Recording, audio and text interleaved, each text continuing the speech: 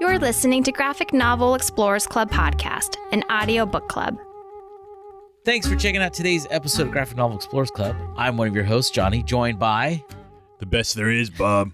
Dennis. And Francis is off doing a secret shield mission, which we'll find out about more when we read this one. She's actually in it. Yeah. Today we are discussing a What If episode of a Marvel comic. This one is Wolverine. What if Wolverine was an agent of S.H.I.E.L.D.? This is by Jim Valentino and art or pencils by Rob Liefeld. Both co-founders of Image Comics. I did not know that. Well, it makes sense because Wildcats was Rob's, but I didn't know he was a founder. Mm-hmm.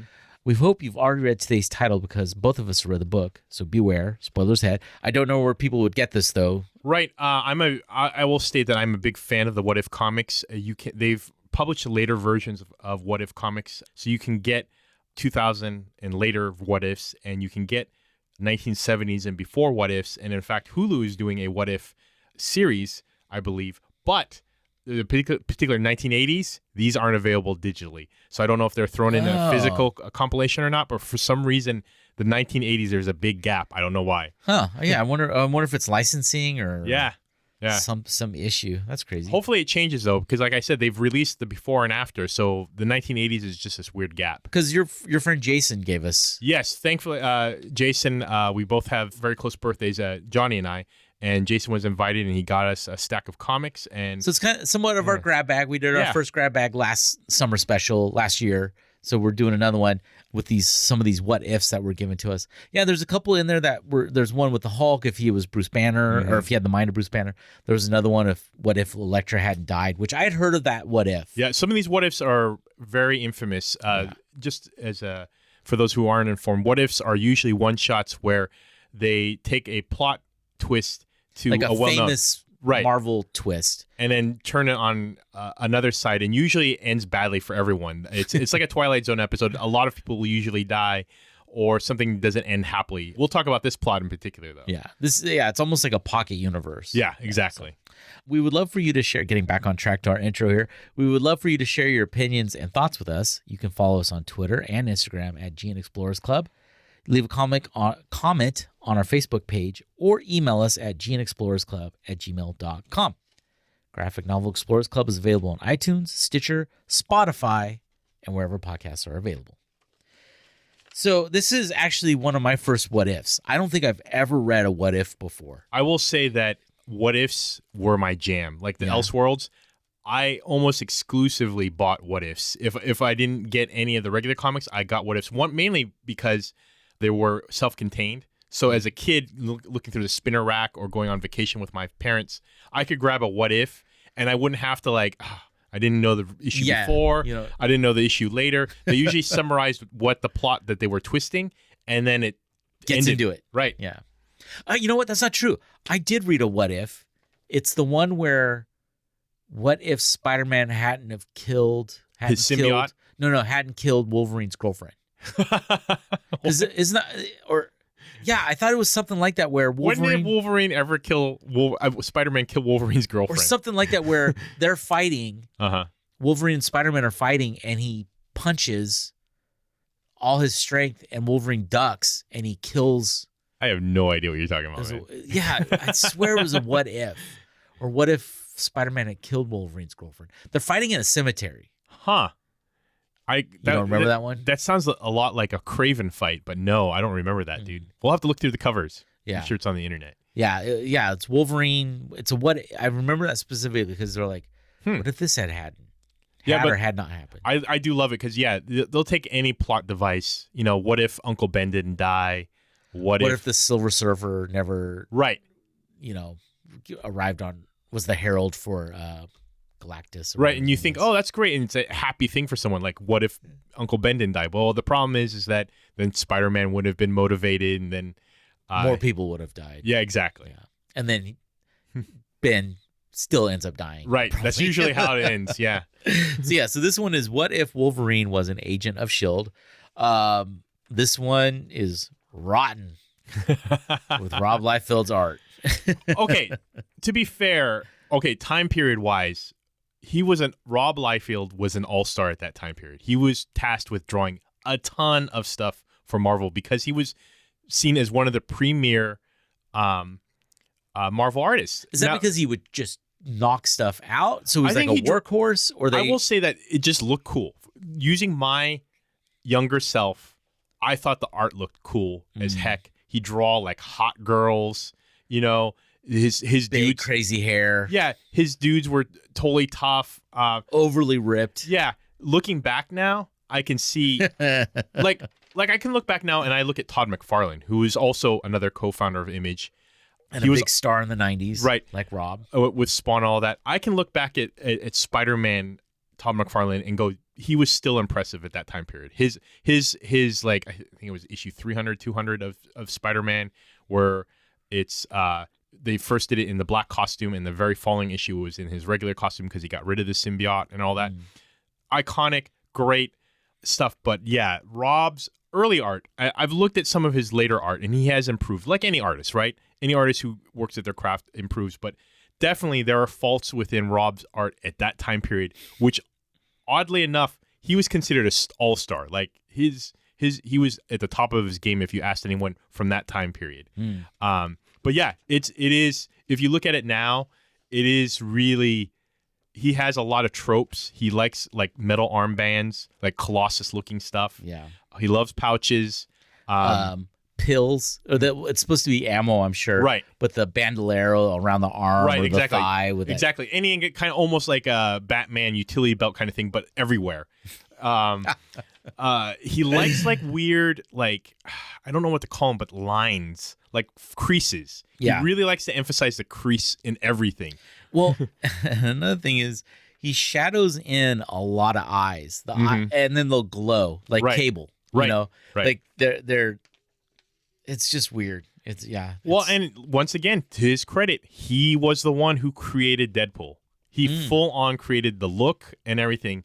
And obviously Deadpool has evolved a little bit where he's less Liefeld. But I mean, you know, he's the godfather for all that. And it's got terribly drawn feet in this. Yes. Like the first image, this we'll probably make this the image for the episode, is okay, well, hold on. I'll get to the image. Let's start this off. So we're given a premise of, who's this character? So it's pulled from... The Watcher? Yeah, the Watcher. So it starts off with the Watcher he's in the background. In the foreground, it's Wolverine dressed as a S.H.I.E.L.D. agent with the Watcher saying, "He has known many names in the fullness of his life. At Weapon X, Logan, Wolverine. In his time, he has been a man of the wilds. Especially," this is so cheesy, "a special agent for the Canadian government and a member of the XMen. For such was the course his life took in your reality. But there are other worlds in the multiverse, realities separated by the thinnest of curtains where..." Sorry, guys. I have to wear reading glasses. I've gotten old. I'm 44. And I have my regular glasses on, which makes it really hard for me to read without them on up close. Oh, sorry. Let me restart that. "But there are other worlds in the multiverse, realities separated by the thinnest of curtains where destiny has taken a different course than the one you know. I am the Watcher, and I have seen these other worlds, including one in which the man called Logan did not join the X-Men, but instead became known as Wolverine, agent of S.H.I.E.L.D. Yeah, so I should note that this is a trope of the What Ifs where basically the Watcher, who there's several of them, basically pulls the Rod Serling and introduces the premise of the story. And it starts off with the first issue where Wolverine is introduced, where Hulk 181. Yeah, where and they mention that the little asterisk with the footnote at the bottom, where Hulk and Wendigo are fighting, and Wolverine's there to stop Hulk from entering Canada. Nice to know. There's they were really secure about borders back then. Yeah, it was Trump. Keep Canada great again. Yeah, So immediately after this fight, Nick Fury, I almost called him Nick Furry. Nick, that's a whole other crossover with. There actually is something like that. There is furry, anamorphic versions of the Marvel superheroes. And he's Nick Furry. I think he is. Oh God, that's a terrible pun. So Nick comes in immediately after the fight, and he's like, "Hey man, we need your help." Basically, right? We've got a situation, and Wolverine's like, "Wolverine doesn't work for anybody unless he wants to. And besides, I'm an agent of Canada. And I think he might have been working for Alpha Flight, which is their official super team at this time period. And he's like, well, I thought you would say that, so I brought Hudson here, which I don't know who Hudson is. He's got a red costume with a white collar and like a star or sunburst emblem on his left chest. That's Hudson. Yeah, that's right. That's he's the head of Alpha Flight. So he's like, yeah, I talked to the Canadian government. They're going to loan you out. And he's like, well, Wolverine can't be loaned out to anybody. Even though I'm an agent, I just said I work for these guys, but I can't be loaned out. So he's like, well, let's go to the helicarrier and we'll discuss this. And then just like a floating orb. Oh no, it's basically it's not an orb. I will say I love classic helicarriers. I forget if this one has propellers, but most of the time they're usually, you can't see it from here. Blimp. Yeah, they're kind of blimpish shaped, or they're usually flat on the top, but like almost like the bottom part of a blimp. With the top of an aircraft carrier. Yeah, and then usually like propeller pods on each corner. That's what it looks like. And it's all silvery. Which I think would be an instant light reflector if you're on the ground. What is that? Blinding every pilot. It's all mirrors. What is that thing? It's a giant. Is that a disco ball? So, yeah, they go up to the helicarrier. Nick Fury's basically says to him, "Look, we've been infiltrated by oh god, what are those? Life model decoys, LMDs. Yeah, we've been infiltrated by Hydra LMDs, and we need your sense of smell to suss them out. LMDs basically can replicate a person. They usually have pretty good memories, which they do a good job of. Yeah, because I didn't know what an LMD is, and Wolverine's like, "What the hell's an LMD?" And Nick basically explains what you just explained: that robots that can replicate pretty much everybody down to anything. Like they'll have your memories. So he's like, "Yeah, I'm in here with Scarlet Witch, or not, Black Widow, and Happy Hogan." Yeah, I thought it was Dum Dum. Oh, Dum Dum. You're right. It was Dum Dum. Yeah. And he's like, so I want you to, if you find one of these robots, just gut them. And he's like, cool, I'll do it right now. And turns around, slashes Dum Dum. Right. Turns out he was one of those robots. Totally. And then we see Dum Dum is his second in command. Oh, I didn't know that. Yeah. Oh man, yeah, that's high up. And then we see Peggy Bundy. Right. So it's interesting. It does change later on, but we see like a very like Farrah Fawcett 1970s version of Scarlet. I did it to you. Black Widow. And she looks like Peggy Bundy, though. Full on 1980s Peggy Bundy. The only thing she's missing is the black pencil pants or the stretch pants. Right. And like the tiger. Or she's like top. Starfire. You remember like old 80s Starfire? Like the humongous hair. Yeah. It is totally teased up and hairspray. No one is thinking you're a spy. Well, and see, it's funny. This is supposed to be in the 60s, right? Because that's when Wolverine. But she looks like the 80s. Right. Like, Rob. It's like Temple of Doom, you know? I never realized that about what's her face. Yeah. She looks very 80s. Yeah. So then, Logan's like, yeah, I'm in. Let's do this. If I get to just indiscriminately kill robots, I'm in. Yeah. So he and Black Widow basically go sneaking around the helicarrier, and then conveniently enough, there's like a room full of them. They're supposed to be just walking around amongst everyone else, but conveniently, this whole room is full of them. They just start kicking ass, and then Black Widow almost kills a human. Who walked into the room late, and he's like, Wolverine's like, nope, that's a latecomer. And Wolverine's very impressed with her combat skills, right? And I didn't realize this. I thought it was just a thing they made up for the movie because Dennis is more of the capes and cowls guy. You have way more history reading these types of comic books.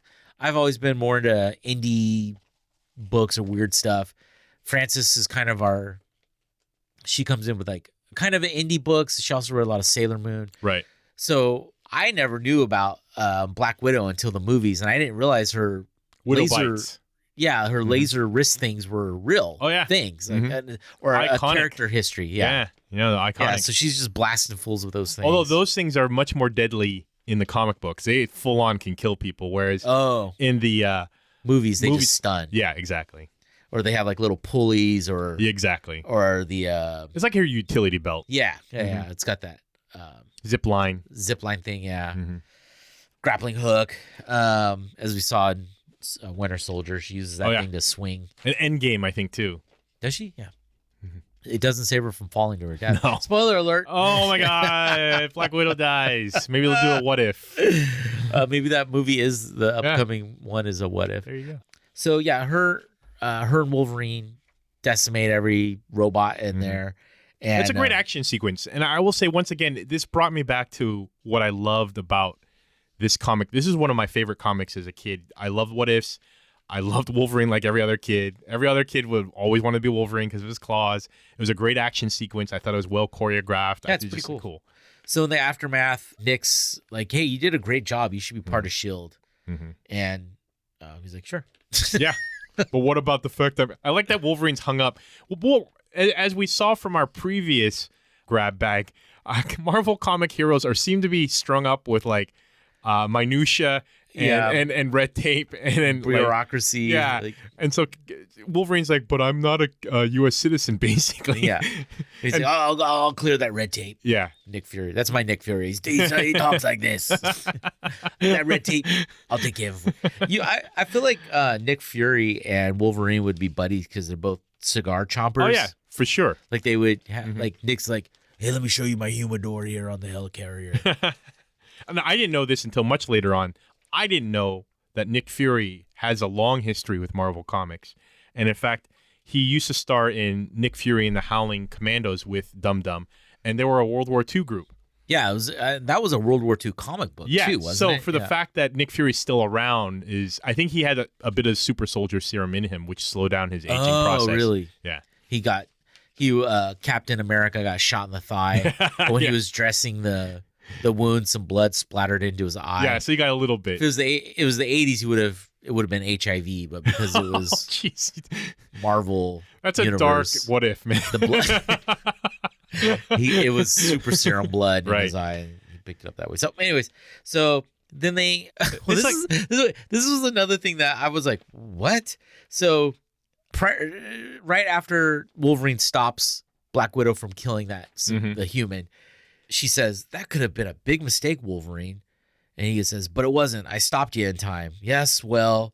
And she's like playing with her hair. Mm-hmm. Hair bothering you, darling? I can take care of that. I can. Oh, wait, hold on. God damn it. I put my glasses back on. Sorry, old man break.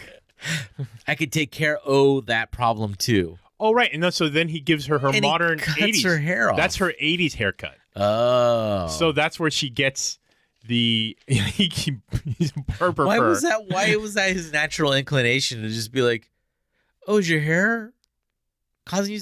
Come over here. I'll cut it off. I'll cut it with my claws. Well, that's actually what the Weapon X project was about. If you didn't really, it was barber school, creating the best barber ever, and so that's how Wolverine came to be. He get real close shave with those exactly. Those and unfortunately, because they're mutant and he went crazy, they said, well, maybe killing people and not being a barber was. He's gonna get real upset if he doesn't get a good solid tip. Anyways, so then it's like a montage. Without any real indication of how they discover this, they find out where the headquarters are. Of Hydra. Yeah, of Hydra. And there's a green-haired woman with green lipstick and a green suit. Yeah, she's Madam Hydra, by the way. Oh, okay.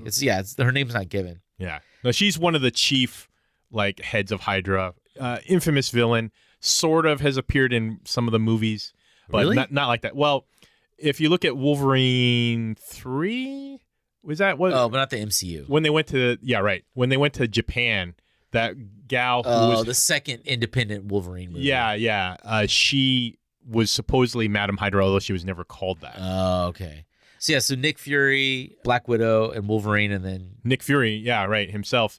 They all bust into Hydra headquarters with Baron von Strucker. Yeah, who did appear in the MCU, not as a cool villain, just like a one-off. Yeah, yeah. He had his monocle, but he wasn't as cool as this. Yeah, in the second Avengers movie, he was taken out pretty quick. Right? Yeah. So they're just going through, blowing up everybody, shooting everything. They're closing in on Baron von Strucker, and they've also have the actual live human Dum Dum captured. That's how they were able to make the LMD. So they corner the Baron and Lady, what's her name? Madam Hydra. Madam Hydra. As they enter the room, they've got Dum Dum, who he is not in an outfit that's very skin tight and then honestly, yellow with it's a yellow pants that look like what Marty McFly and the Doc wear when they go back in the future, the yellow. Okay, so I was confused because traditionally S.H.I.E.L.D. agents have always worn blue, a little bit of black, and some silver. I mean, obviously Nick Fury wears that, but all the S.H.I.E.L.D. agents in this one, including the robot ones and including Dum Dum, they're all wearing this weird orange, like wannabe, like an Iron Man kind of. Well, it's like an orange swimsuit over a yellow onesie. And plus a little bit of armor elements, and a red belt. Yeah, it's terrible. It's not good. So it's not flattering for Dum Dum at all. No. I don't know why. If that was like the uniform decision, I'd be like, sorry, Nick, I am not wearing that. Yeah. Maybe he's the goalie and Nick's like the forward. The goalie always has to wear a different color. I don't know. It definitely looks like Dum Dum was like snagged during his like sleepover. In his pajamas, or those are like his painting clothes. Like he was gonna paint a room in his house, right. and like kidnapped him. Yeah, 80s costumes very questionable. Yeah. Baron von Strucker's wearing a terrible outfit. And he has a cool. I will say that pose when he's in front of Dum Dum, one of the coolest poses. I tried to redraw this several times. He has this awesome Hand of Doom type of gauntlet because that's what Baron von Strucker usually has is a robot his hand. Satan claw. Yeah. And I thought it was the coolest damn thing ever. I used to try to draw that scene, man. Oh, you really like that drawing, that pose? Yeah. Yeah, I don't. So he's talking, doing the bad guy monologuing, and Wolverine's getting more and more fed up, and then he jumps and slashes the hand Satan's Satan claw off. Hand of Doom, whatever. I wonder if Mike Mignola read this and was inspired to draw maybe Hellboy's Hand of Doom. They look similar. Yeah. Only this is the Rob Liefeld version of like all silvery and lots of lines. So basically, Von Strucker's mechanical awesome hand is cut off, and he's just normal. He has a robot arm or something like that. I don't know. And then Nick Fury and him decide to go toe to toe. Wolverine, tells the other agents to back off, let them go mano, classic Chuck Norris-y kind of, round Roadhouse kind of. It's fight. it's the lawn fight from Lethal Weapon, where the albino guy and totally Martin Riggs are fighting. Although Riggs has Black Widow's hair. Yeah, this one is. So in the course of the fight, it's pretty even, and then Baron von Strucker goes to punch Nick Fury, and he slams his arm that's got exposed. these circuits hanging out of it into a light socket. Right. It looks basically, if you want to picture it, Darth Vader when he gets his hand cut off. And shocks him to death. Yeah, kills him. So they're congratulating, and then this is where Wolverine. You get a montage of Wolverine starts working. He's working more and more with S.H.I.E.L.D. He's basically their hero. MODOK and AIM. I don't know who AIM is. AIM is advanced information machines or something. They're the tech guys. They're the tech Hydra. They're the IT. Yeah, exactly. They're the IT department. Yeah, exactly. If you hated S.H.I.E.L.D.'s costumes, you would hate AIM's. They look like really bad spacesuits. Yeah, and Wolverine's got. He's got a metal sleeve, because he's Liefeld. Yeah, it looks like he chopped off part of Colossus's arm and wore it. Hey, dude, I'm gonna take some of that skin off your arm. Right. He looks cool as hell, though. I love Wolverine in his S.H.I.E.L.D. outfit. It's a different take. I appreciate it. I don't know if I love it, but in the late '80s, it was a shit, man. Yeah, it was so unexpected. Sleeveless. Yeah, so he can show off his hair. His hairy arms. So Watcher is just catching us up and letting everyone know, he was excellent as a S.H.I.E.L.D. agent and moved up through the ranks. Eventually, he's visited by Professor X and Nightcrawler to recruit him into the X-Men. And he's like, "No, I'm S.H.I.E.L.D. agent." Okay, so this is the most controversial part of the comic book. Up until this point, Wolverine has operated pretty much how you would expect Wolverine to operate if he detoured to S.H.I.E.L.D. Nothing really different, right? He doesn't become super evil or anything like that. Yeah. So Professor X approaches Wolverine. Wolverine says, "Hey, I'm kind of in the middle of a big project, but I'm going to help you guys out." Professor X lets him know you're a mutant, and we're a mutant, pro mutant organization. You should work with us. No, I'm going to stay with S.H.I.E.L.D., but I'll help you guys. Right, and basically says that S.H.I.E.L.D.'s going to keep an eye out for mutants, which is awesome for mutants. But then later on, the narrative says, because Wolverine says, I got a big project, the narrative goes, and that big project is about to make itself known. And then it cuts to Nick Fury flying in his, I forgot what they call them, shield cars, the hover cars that Shield has. And then he's attacked by Baron von Strucker, back from the dead. It's an LMD. But what that means is, it's not even subtle. It says his big project is about to make itself known. The big project is Baron von Strucker, LMD, attacking Nick Fury. What ends up happening is eventually Nick Fury shakes the LMD off. The LMD falls several stories and basically blows up. Nick Fury's car is out of control. To save people and not hurt the public, he basically dives into the New York Bay or whatever and dies. Yeah. So what follows is the funeral. Dum Dum says, Nick would have wanted you to basically succeed me. Yeah, they offered me Dum Dum says they offered me the head of S.H.I.E.L.D. and I don't want it. And I suggested you. And he's like, oh, cool, I'll do it. Right, but, what about the fact that I'm not a U.S. citizen? And Dum Dum says, yeah, Nick thought that would be the case, so he already cut through the red tape. So Wolverine becomes director of S.H.I.E.L.D., totally changes the course of his universe because as director of S.H.I.E.L.D., basically he protects mutants. He prevents the Sentinels being created. The Mutant Registration Act. Yeah, which prevents Days of Future Past. Yeah, and prevents Jean Grey becoming Phoenix. Dark Phoenix. Right. All sorts of stuff. Basically, it ends on a happy note where he's hailed as a hero in the end because he basically made it great for mutants. And it kind of ends on a great note. The problem I have with this comic, which always blew my mind, which why I read it so many times, is that the whole thing is predicated on the fact that he assassinated Nick Fury. How do you think he got you think he made this MDL? He just said, I have a big project going on. Yeah, he says, I'll come straight to the point. This is Professor X. I'll come straight to the point. You, my friend, are a mutant, and I have need of mutants. Desperate need.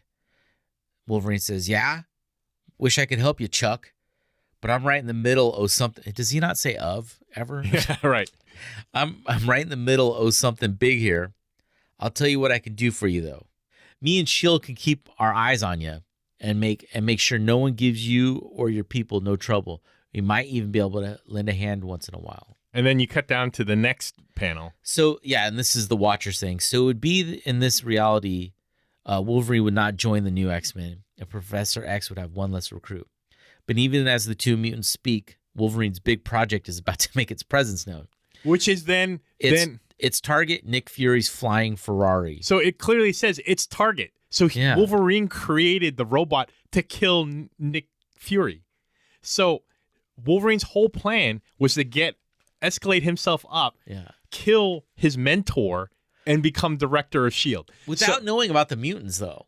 That's the other thing, too. He didn't know. That was just coincidental. Yeah. So as much as everything is painted out as Wolverine's the good guy, and he ends up being a hero in the end, the fucked up thing is he planned to kill Nick Fury to become leader. Why? I don't know if he was drunk with power, felt that Nick was weak, and there was better leadership, but it wasn't even like, I thought Wolverine never wanted leadership roles. Right. Like, because Scott Summers is the leader of the X-Men. And I would never think Wolverine would be the type that would plot like this thing where assassination and a person he considered a friend, and Nick considered him a friend to the point where he figured, like, if I ever die, I want Wolverine to be head of S.H.I.E.L.D., so I'm going to cut through all the red tape. Yeah. So to me, like, I read that so many times, because I was like, I can't believe that it's out of character. It's out of character because Wolverine is operated, but nothing except as a good guy throughout this whole comic.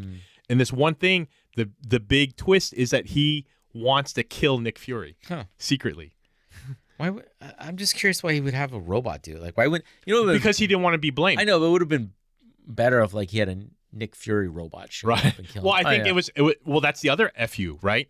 Not only am I going to kill you, I'm going to kill you with the guy you killed. That's like your counterpart. Yeah, and then the one you killed, who's your greatest enemy, his last FU almost from the grave is going to be your greatest enemy. Is going to kill you. Yeah. So it's a really fucked up way to assassinate your enemy, and you would consider him your friend. So I don't know, like, and why the power? Like, why take that moment to? You would have probably become head of S.H.I.E.L.D. anyways. Yeah. So he wanted to like up You the want to time. play the long game, I Yeah. guess? So it really paints Wolverine in this universe as almost diabolical. Yeah. And Nick Fury's tombstone looks very Nazi-ish. Oh, well, it's technically like the shield. It's the shield eagle, but Yeah. it looks like when I first saw it, I was like, yeah. you know, when you flip a comic book, Right. sometimes you see the stuff on the Right. previous page. And when I saw the professor Mhm. or the Colonel Klink, what's his name? Baron von Strucker. Baron von Strucker. Am I just seeing the peripheral? I was like, why are they having a funeral for a Baron von Nazi? Strucker. Yeah. And then you get to it, I was like, oh, it's Nick Fury's. Nick Fury. But so would this recall for you as a, you know? Oh, it was like I said. This is ton of good memories. I tried to trace a lot of these drawings. I love the cover. It just looks badass with Wolverine with a gun and his claws, Yeah. smoking a cigar. Not as many ads in this one as I remember some of the other comics. No, there's the classic Jordan versus Bird one-on-one. Right. This here. is before they thought about or could afford like full-on teams. Because at this time, you got to remember, like they couldn't program. They had the only basketball game that I remember from this time was Nintendo basketball. I don't even remember the name of it. Right. But the teams were the LA Breakers, like these waves. Right. There was 4 teams: the Chicago somethings, Mhm. LA. I want to say New York, and I don't remember what the other team was. And it was I think it was a side-scrolling basketball game. Yeah, no, I remember that. And this was actually, I think that was a sequel, the one that it's in this comic.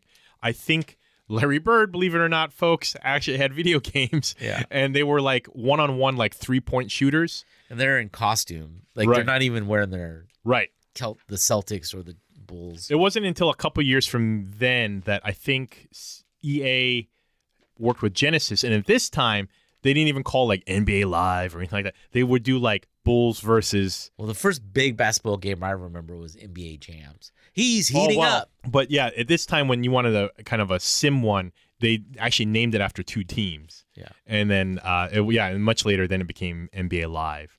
Yeah. So yeah, little video game history there. This was cool. This was a cool read. Yeah, no, I loved it. And there was also, side note, there were also a couple of kind of short one-page what ifs. that were just jokes. Like one with what if Aunt May had Wolverine's claws. yeah, Wolverine's claws. And what if Punisher didn't use guns where he's just spanking people? Yeah. I loved it. Yeah. I love the what ifs. This one I love, but once again, it just really fucked with me because in the end, Wolverine actually is kind of a bad guy, but not. So yeah. He's up at the top. You got to make hard decisions. So. Where can people follow the podcast? You can follow us on the Insta and Twitter at GN Explorers Club. Cool. Thanks for listening. Bye.